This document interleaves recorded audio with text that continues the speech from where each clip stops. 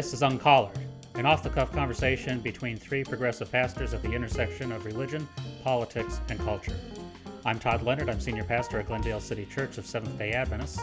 In a moment, I'll be joined by Shane Kinnison, senior pastor at First Baptist Church of Glendale, and by Galen Goben, an ordained minister with the Christian Church Disciples of Christ. Today, we reflect on the events from the recent CPAC, Conservative Political Action Conference in Orlando, Florida, and how it fostered a desire for fascism. And then we discuss how our faith can provide a counter-narrative to people's fears and concerns, and to lead people back towards a place of commonality, mutuality, and respect for one another. We hope you enjoy the conversation.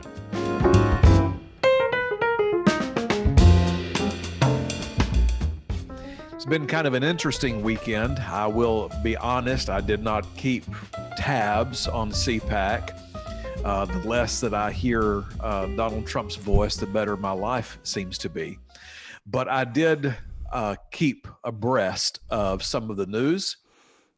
And in particular, I found it very fascinating about some of the elements at CPAC this weekend, particularly revolving around the golden statue that some artisans, which I think of low talent, had erected of Donald Trump in a dark blue jacket, a red tie, and red and white swim shorts and flip-flops, and golden hair and a golden face. And then also, too, the staging platform was actually in the diagram, or was in the shape of a former Nazi SS symbol that neo-Nazis in the United States have brought forward into our contemporary life. You know, symbols are powerful, and symbolism speaks, and it speaks loudly, even when there are no words, and you can't get away from that. I think what's really interesting about that is you know, I spent a lot of time kind of looking through articles and news clips to see, you know, was this stage configuration intentional or not? And CPAC was adamant that it was not. And the golden statue, that was not a centerpiece of the convention. It was probably in their exhibit hall or whatever their side thing was. But I think what those go to show is where the followers of the Trump movement are at. And I think what is within the human desire of so many of those people is there is just a willingness for authoritarian leadership. There is this hunger for a demigod to rise up and lead the people to triumph. I don't think Trump is intelligent enough to lead a movement to overthrow a government, but I think he's smart enough to recognize how to tap into the base desires of humanity to rally them around him, and he used the hunger inside various groups of people to bring them together, to coalesce around him as a candidate. What CPAC shows, and I think what we've seen since the insurrection of the Capitol, is clearly there are fragmented groups of people who are yearning for the dear leader to solve all the problems and bring them that sense of unity and focus and identity that they crave, that they feel like they don't have for whatever reason right now. Well, it is. I you know, we've talked about this a couple of times, but it is for those people in particular, the ones I think the ones that drift towards authoritarianism and all. It is an existential experience for them right now. You know, I mean, shoot, I sit here and I look at the news and I look at things and I see what's going on, and I've said to my wife, this is not the America that I know, and I think we, you know, all three of us would absolutely agree with that. The truth is that for those people that follow Trump, it isn't either. You know, it's not the America that they know, but it's from the other side. I want to take a moment for us to move a little deeper into this movement of fascism. And as Todd said earlier, and Galen, you reflected, this desire for the masses to want the leader to come and to lead. And what does that mean? And what are we really asking for? And in getting that, are we really going to get what we ask for, or are we going to get something far different than what we had conceived? So I'm going to do a couple of quotes today from Madeleine Albright's book, Fascism, A Warning. That's the title, Fascism, A Warning, and I would recommend it to you for reading. So just a few quotes, and that will generate some of our conversation. Fear is why fascism's emotional reach can extend to all levels of society. No political movement can flourish without popular support, but fascism is as dependent on the wealthy and powerful as it is on the man or woman in the street, on those who have much to lose and those who have nothing to lose at all. Yep. When the yearnings of the wealthy and the yearnings of the poor converge on the idea of being afraid to lose or to lose more, that sets the stage for the opening of a new type of leader, a leader that will come in and take advantage of the situation. Fascism should perhaps be viewed less as a political ideology than as a means for seizing and holding power. Power. Yep. So it's all about power and authority. And what you do when you capture the seat of power, then you exercise the policies of authority.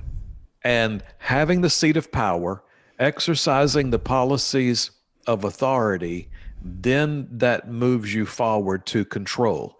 And how then does the fascist control, the fascist who has the seat of power, who is implementing policies of authority, how does the fascist control? The fascist controls everything through the process of the narrative, the communication, the information. Yep.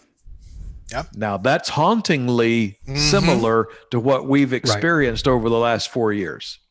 I've heard it said that Hitler wouldn't have risen to power were it not for radio, and him being able to capture that medium and be so powerful with it, and be so and it be so ubiquitous to get out. I want to be careful. I'm not calling Trump Hitler or anything, but that style of power and that way of doing things is what Trump is a master at social media and Twitter and holding on to that kind of stuff. And I've heard the two of those kind of brought together. And I would say too, just in clarifying what you've said further, and that is, this is not an anti-person bashing conversation. This is an identifying of spirit, of mentality, of movement. Yep. So the spirit of the thing, or the spirit of the person, the spirit of the group, the spirit of the entity. I've said it even in previous social media writings that Trump may not be the Antichrist. I'm not suggesting he is. But what I am suggesting is the spirit of the Antichrist is evident today in some of these ways. If you listen to Trump's speech last night and his applause lines, he specifically said we have to reform the voting system. Too many people were allowed to vote. Of course, he didn't say it that way. He said there were fraudulent votes because of all the mail-in ballots, that this was a fraudulent election, and therefore we have to all the states need to get rid of mail-in voting, and there's got to be voter ID law for everybody's got to show a voter ID. And of course, on the face, voter ID sounds like a reasonable thing, but if we go back and look at Jim Crow era, there was always some legal hurdle that people were able to then manipulate to keep people from getting to the polls and exercise their franchise. And so you see all that working on the voting reform that he was pushing. Then you see him going after the Supreme Court. He put 3 justices on the Supreme Court, and he called them cowards and gutless for not doing the right thing. Then he says we have to repeal the laws that allow the social media companies to have as much power as they have, that kicked him off the internet. And that's a whole different debate about what is free speech and what should be allowed in that realm. That's not where we're going today. But he is clearly attacking the social media companies and Google and things like that, because they've exercised power to keep him from exercising his disinformation campaign. So he realizes his future absolutely requires some form of social media platform if he is going to successfully rise again and lead the people. So you can see him going after all these things, Shane, that you were mentioning. Oh, and then the other thing he does is then he attacks every Republican in the Senate and the House who voted for impeachment and says they've got to all be kicked out. So he needs to purify the party in 2022 so then he can run for election in 2024. It's all being set up along those same lines, those characteristics that you were reading, Shane, from Madeline Albright. Absolutely. Playing the script. He's playing the script. If fascism concerns itself less with specific policies than with finding a pathway to power, what about the tactics of leadership? If it's more about pathway to power than it is really about policies. At the end of the day, Trump couldn't give a rip about policies. Oh, no. He uses the policies to establish his power, right? Yes. And to create his authority. So, but policies don't really mean anything to him. It's all about the power. Right. I don't want this to be lengthy, but I think this is going to resonate with what all 3 of us have said thus far. The fascist chiefs we remember, and this is coming from one who lived it. Right. Fascist chiefs we remember best were charismatic.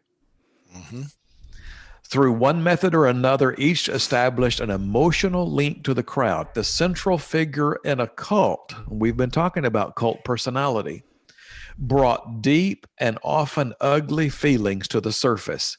We've seen that now for the last 6 years. Anything from, S-hole countries to nasty immigrants to, making fun of disabled people, whatever, right? This is how the tentacles of fascism spread inside a democracy. Unlike a monarchy or a military dictatorship imposed on society from above, fascism draws energy from men and women who are upset because of a lost war, a lost job, a memory of humiliation, or a sense that their country is in steep decline. The more painful the grounds for resentment, the easier it is for a fascist leader to gain followers by dangling the prospect of renewal or vowing to take back what has been stolen.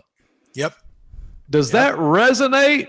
I think back to some of the really loud screams that people made when Clinton began to talk about, not Hillary, but Bill began to talk about, the global economy. And it was the movement, it was happening, it was going, and we need to get into that. And that's when things began to, at least as I put things together, correct me if I'm wrong, but that's when things began to really chip away at like manufacturing and stuff. There was a lot of stuff that started going overseas, so that people who were able to participate in a middle class kind of life and experience had that cut off, because their life as they had expected it to grow up and grow into it wasn't going to happen anymore, because the jobs had been taken and moved somewhere else.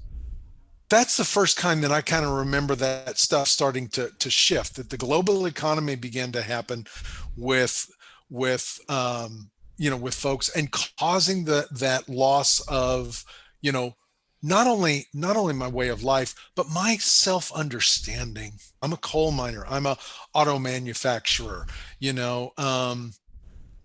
these different kinds of identities that we take on to. And as that begins to shift, we don't have something else then to understand or to take its place, something else that can give us value, something else that will carry on beyond who we are and our mortal physical life. Now, that is the core decision on an or the core definition, I believe, on an existential threat that these people are having. That what I know, who I am, will not carry on in some way. Democrats have not done a good job of speaking value to the population that has felt the loss. There is, and I think this also is where religion's loss of voice over the last decades is also playing out too, is there is nobody seeking to continue to tell people where their value and identity lies, and that there is a way of building community and building connection where people of different walks of life can honor and serve one another in dignity and respect. So I think there's the eroding of a religion of mutuality and self-dignity. We've lost that maybe presence that religion maybe offered for a time, and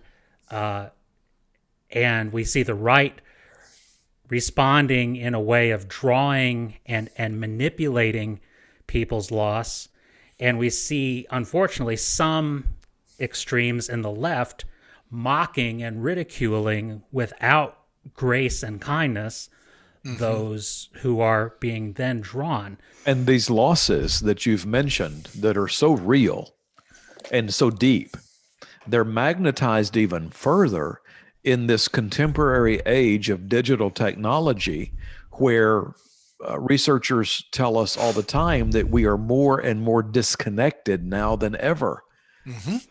We're disassociated. Yep. Todd's talking the need for mutuality in an environment where the very fabric of mutuality may be disappearing altogether because everyone is so insular, isolated, and singular.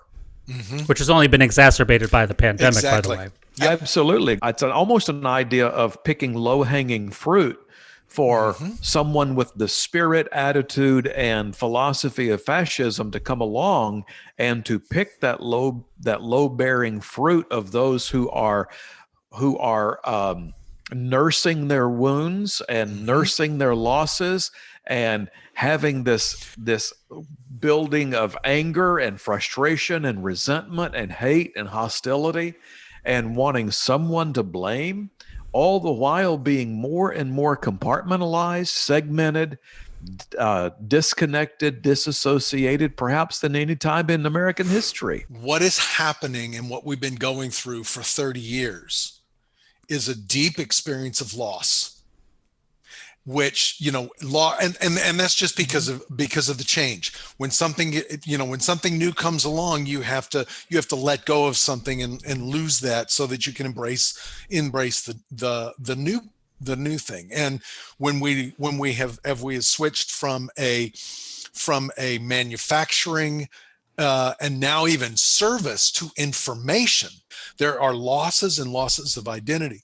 What religion has in the past done a pretty good job of is give us the language and give us the way to mourn, grieve, lament those losses, which are all healing experiences.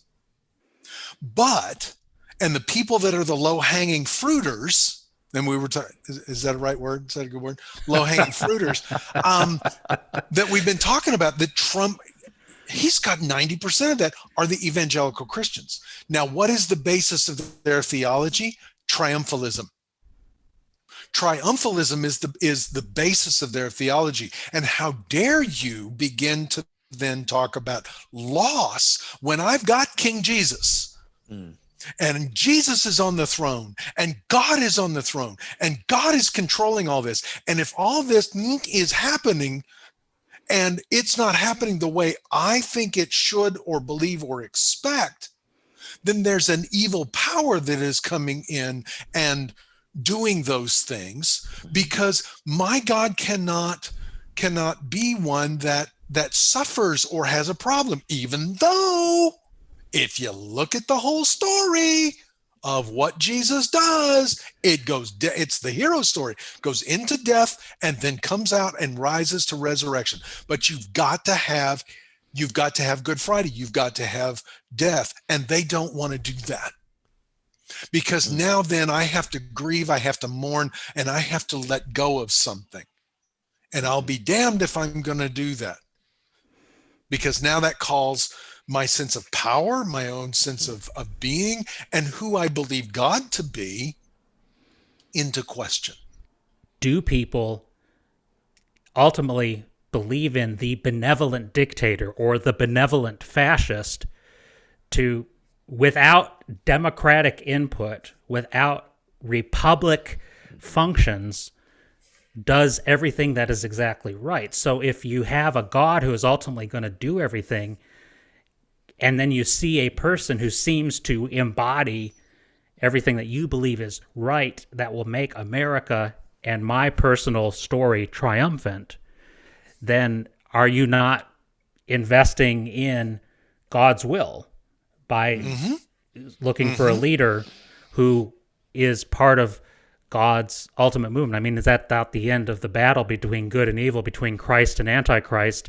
Is it basically a battle between two powers, and it has nothing to do now with voting rights or anything like that? It's just about who ultimately triumphs and gets their agenda accomplished. Yeah, it's the power question, which I loved how how clearly Albright put that, because it is the power question. Yes. You talk about the three omnis for God, omniscient, omnipotent, and omnipresent. But what is the one that everybody really longs for? And that is the omnipotent one, God Almighty. Yep. All powerful. That's the one that people want, because the all-powerful one can fix it for me. Fix it. Yes. They can save me. And what I want to say to the folks that are there is, what is it that we learn and know and say in Jesus Christ? His name is what? Emmanuel. God with us. Not God fixing it, but God with us.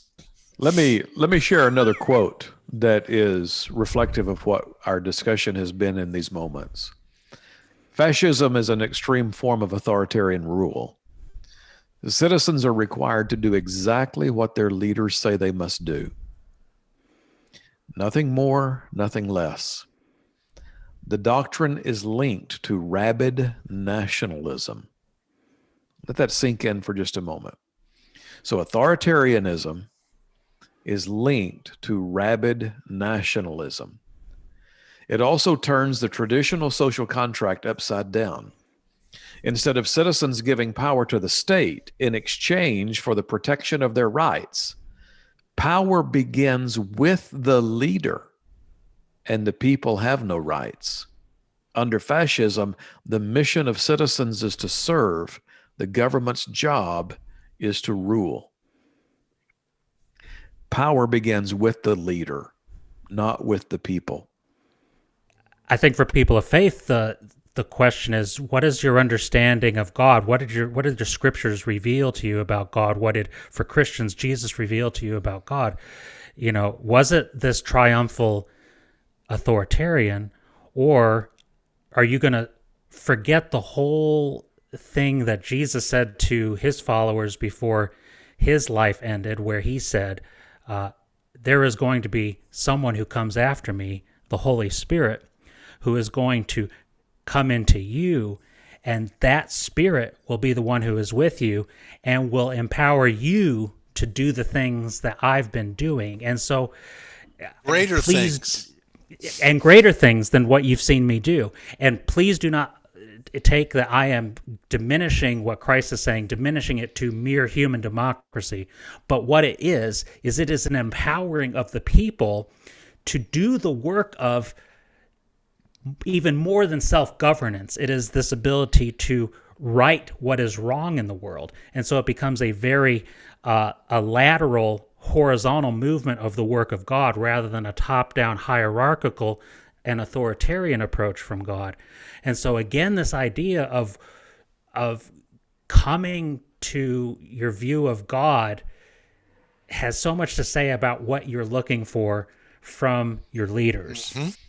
A fascist is someone who identifies strongly with and claims to speak for a whole nation or group, is unconcerned with the rights of others, and is willing to use whatever means necessary, including violence, to achieve his or her goals. It is the end justifies the means. There is an ethic or morality, a common good is not the issue. It is the leader getting what the leader wants at whoever gets in his way. And you see this in CPAC and the Republican Party and the way Donald Trump has his enemies list. And you can be on his friends list one day, and all it takes is one slip up and you're on his enemies list. And Mike when Pence. you're talking, that's exactly right. I mean, the guy who'd been his loyalist for 4 years, and one step, and Trump was not going to come to his defense if he had been caught by the mob. There is a complete lack of respect for the people and a complete willingness to harm anybody with violence if necessary in order to solve the issue. And it continues to be, how are we going to communicate? How do we break people away from this? And that's just, man, it's just eating at me. And how do we recognize this spirit of authoritarianism, of fascism, of totalitarian type rule? Again, hearkening back to the teachings of Jesus when he spoke about the abomination that brings forth desolation, standing where it should not stand. And in so doing, hearkening back to the Jewish prophets who proclaimed the same thing, centuries before Jesus' life. How do we identify this spirit of fascism? And how do we make it plain? How do we cast the light on it? Light and dark cannot coexist. So how do we cast light on this movement of mentality, this movement of perhaps spirituality, this movement of attitude and philosophy, by which the masses would happily give their liberties and freedoms and privileges to the leader, if in fact the leader would simply make good on what they think is right or proper. As long as because the leader will keep me safe. Mm-hmm. That's what it is. And in this world of chaos, the leader's going to keep me safe, which is why you keep, fascism keeps pushing that fear and keeps pushing that demonization of the other side, because I'm the one then that can keep you safe. How do you do that? You certainly can't. You can't put it on a billboard. You can't scream it from the rooftop or something like that because there's so much noise that's going on. It's got to be where we started this whole thing, Todd, is how do you have a conversation with somebody?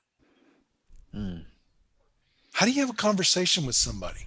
And ask, and admittedly, I'm terrible at it. I'm as siloed, it seems like most of the time as anybody else is.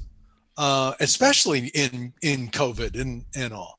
But you know, I would ask I guess I would ask the question, of someone. So what is it that what are the biblical principles? What is it about Jesus that you see coming out of CPAC or of these other policies and things that are coming up?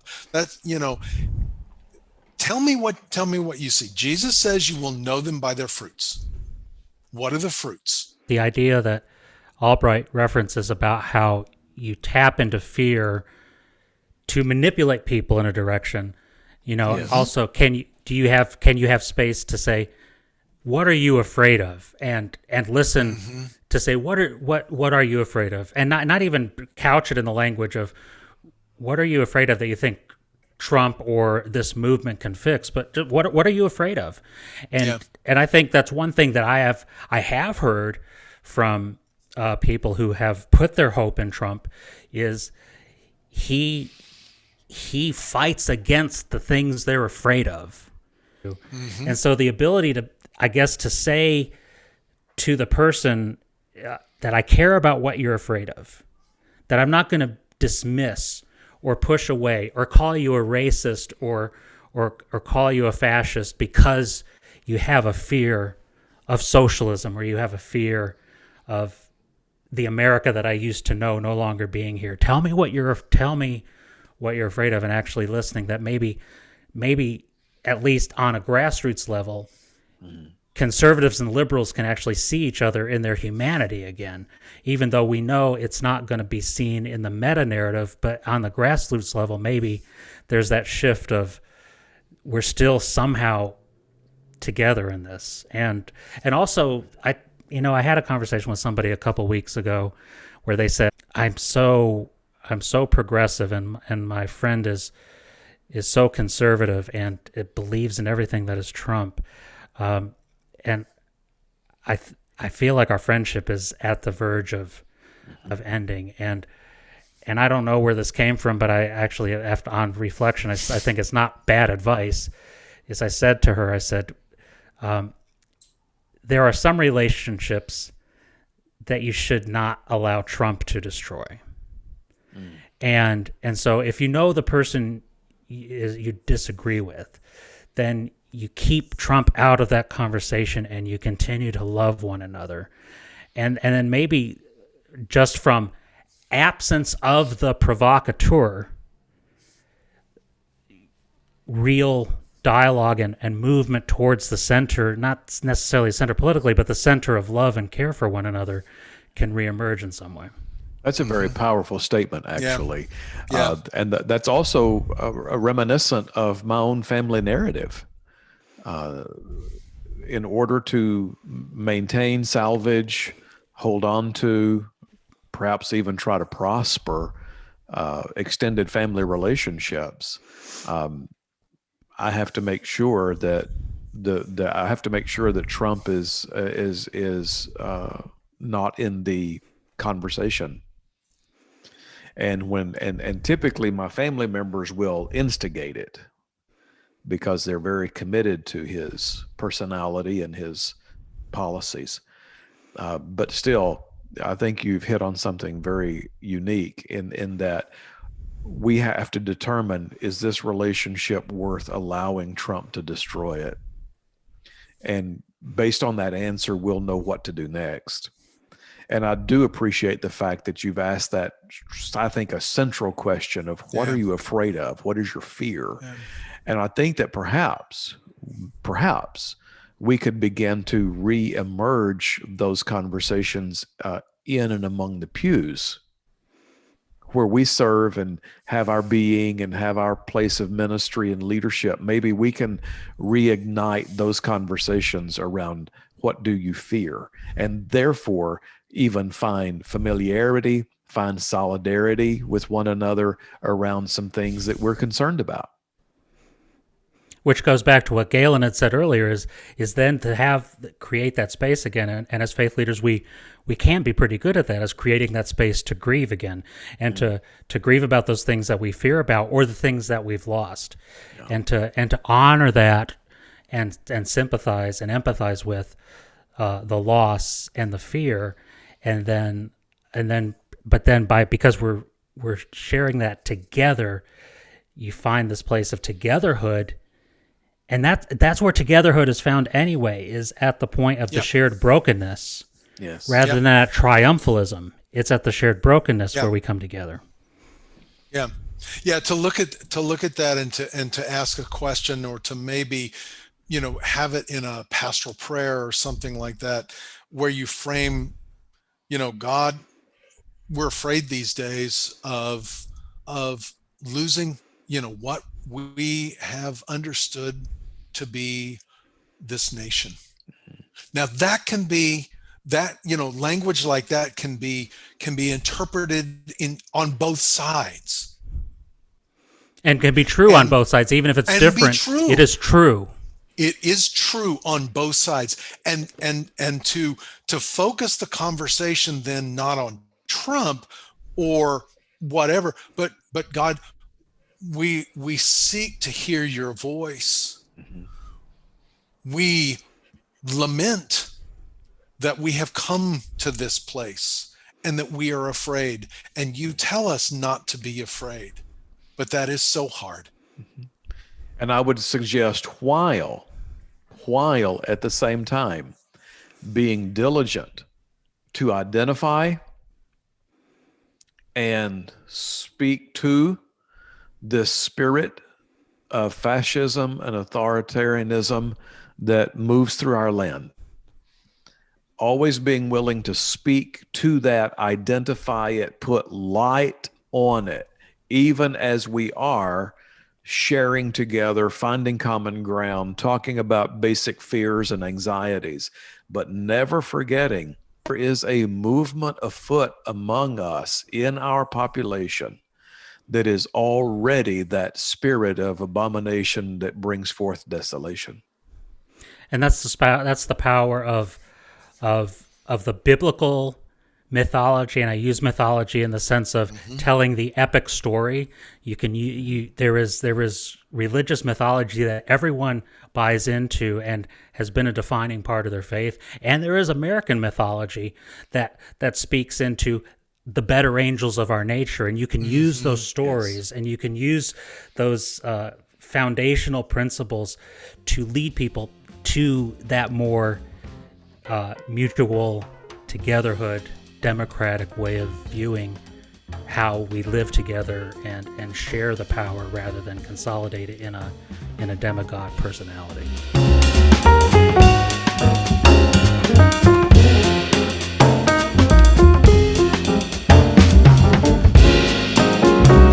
Thanks for listening. We'd love to hear your feedback about this episode. Please email us at uncolledpodcast@gmail.com. To find our podcast, please visit Apple Podcasts, Google Podcasts, Spotify, or wherever you find your podcasts. You can also watch us on YouTube. On social media, you can follow us at Facebook, Instagram, or Twitter by typing in UnCollared Podcast.